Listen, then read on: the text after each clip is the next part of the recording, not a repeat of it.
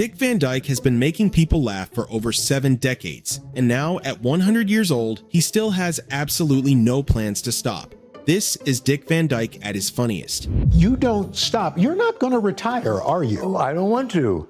I mean, it's my hobby. It's my life. I love it. I'm looking for work right now. Was it the Buddhists really have got a simplified life down to this? You have to have something to do, someone to love, and something to hope for. And I said, I've got something to do, someone to love, and I hope that I'm not constipated in the morning. Most people dread getting older, but Dick Van Dyke has always embraced it with a great sense of humor. I ran into Dick in the hall when Dick was coming in here, and I go, hey, how you doing? You said, very old. A little dementia. I get dementia once in a while. Me too. Like now, I think I'm on the Jimmy Kimmel show.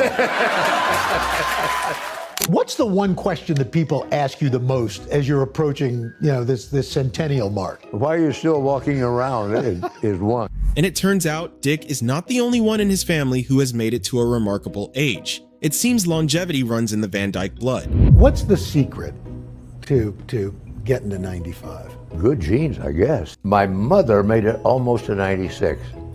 But we were sitting on the patio one afternoon with my brother and some aunts and uncles. And my mother suddenly turned to me and said, who are these people? So I knew she was gone. And while having good genes certainly helps, Dick has never relied on them alone, because he has also spent his entire life staying active. Even at 100 years old, he still hits the gym 3 times a week, lifting weights, doing cardio, and stretching. But as Dick himself admits, his reasons for doing it have changed quite a bit over the decades. Well, I've always exercised. The whole secret is you got to keep moving. Keep moving. Yeah. You work out through every stage then? Right. My motivation changes over the years. In my 30s, I worked out, to look good. And in my 50s, I did it to stay fit. Right. In my 70s, I did it to stay ambulatory. Right. Now I'm doing it to avoid assisted living. Without a doubt, one of Dick's most iconic movies is the 1964 classic Mary Poppins, where he famously played 2 roles, the charming chimney sweep Bert and the elderly Mr. Dawes Sr. And when he was invited back for the sequel, Mary Poppins Returns, more than 50 years later, he thought the preparation would be a lot simpler this time around. I just got back. I was in England in April.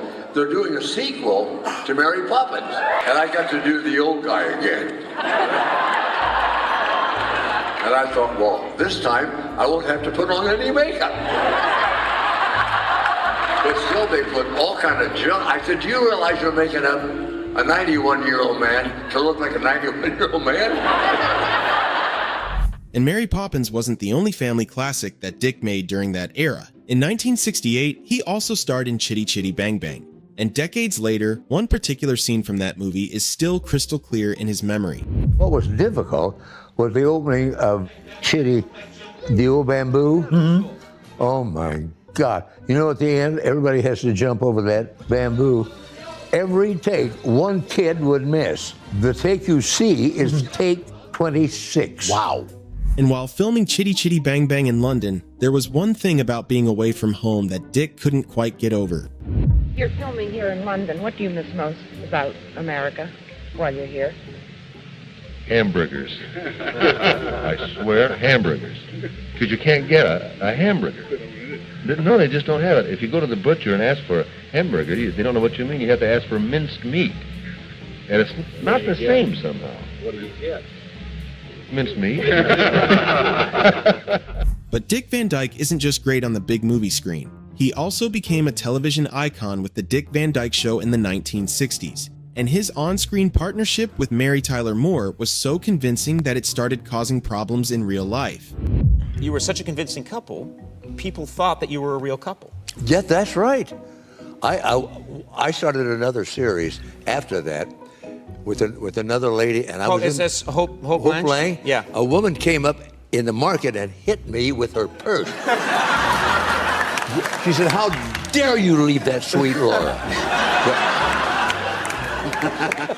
And Mary Tyler Moore clearly had a talent for putting Dick Van Dyke in unexpected situations. When Vanity Fair brought the two of them together for a photo shoot in 1995, Dick had absolutely no idea what he was in for. Now, speaking of Mary, Uh-oh. can't explain this, sir?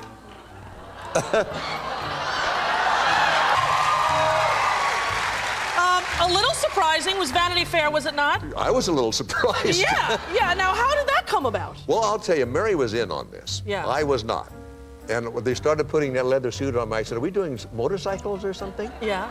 And they said, well, just get down on your knees like that. And she just jumped on the back and they took the picture. They were going for $400 a piece up in Aspen. I'll bet. Yeah. And then some.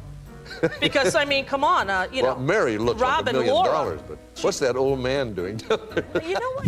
In 2016, Dick's hometown of Danville, Illinois, decided to honor him in a very special way. Oh my God! Oh my God, is that something? No dancing on the street. Is that what that means? Ain't it a beautiful day? Bright as a morning in May. None of this is believable, I'm telling you. You want a kick? Kick? I'll hurt myself. Dick Van Dyke has spent his entire career making people laugh with physical comedy. And it turns out that training came in very handy during one very unexpected moment in a hotel lobby. I was walking into a hotel lobby the other day, marble steps down to a marble floor. I tripped, fell down the steps and hit the floor. And everybody come running. I just stood up, nothing happened. I said, I do this for a living. In December of 2024, Coldplay released a music video for their song All My Love, and the star of it was none other than Dick Van Dyke. Filmed at his Malibu home with Chris Martin, it was a beautiful tribute to his incredible life and career. And when Dick and Chris appeared on Jimmy Kimmel's show to talk about it, Dick had a funny revelation about his own family. So you make this music video, and this is in your house. This is in your actual my backyard. house. With your family, your real family. I mean, it's really beautiful. And in a way, you got Coldplay to pay for a home video that is quite The funny beautifully thing was, edited. I had grandkids I had never met. I had no idea.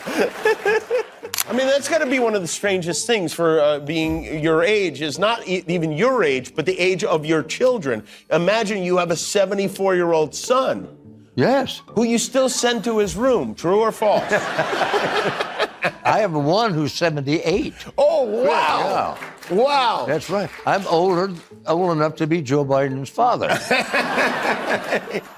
And speaking of family, during the 10-year run of his detective series Diagnosis Murder, Dick gave roles to his son, his daughter, and practically every grandkid he had. But unlike most people in Hollywood who would never admit to it, Dick had absolutely no shame about it. You also had a TV show where you were a detective. Yes, Diagnosis Murder. Diagnosis, you were a doctor who was a detective, right? Yeah. It ran for 10 years. Yeah. And I took nepotism to its ultimate. I used all my grandkids. After Sean Connery stepped away from the James Bond franchise in the 1960s, the producers were on the hunt for his replacement, and one of the people they approached was Dick Van Dyke. But Dick talked himself out of the conversation immediately. Cubby Brockett came to me and said, would you like to be Bond? And I said, have you heard my British accent? Click. Over his incredible career, Dick has worked alongside some of Hollywood's most legendary stars. But there is one collaboration that slipped through his fingers, and decades later, he is still not over it. This is some years ago. My manager called me up, said, I just had a call from Sophia Loren's agent. She wants to do a sitcom with you. And I said, when do we start, of course? He said, I turned it down because of the money. I said, I'll pay them. And he said, she'd get top billing.